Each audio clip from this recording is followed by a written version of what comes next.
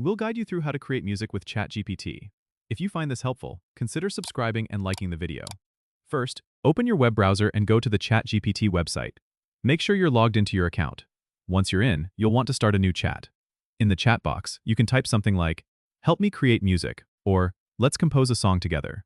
ChatGPT is designed to assist with creativity, so it'll prompt you with questions like what genre of music you're interested in, or what mood you're aiming for.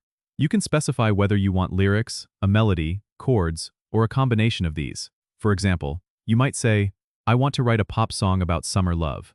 ChatGPT can then suggest themes, chord progressions, and even lyrics.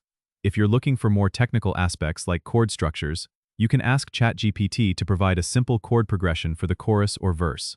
You might say, "Give me a 4-chord progression in the key of C major." As you flesh out your song, keep interacting with ChatGPT to refine and iterate on your ideas. If you want to focus on lyrics, you can ask for synonyms or alternative phrasing to fine-tune your song's message.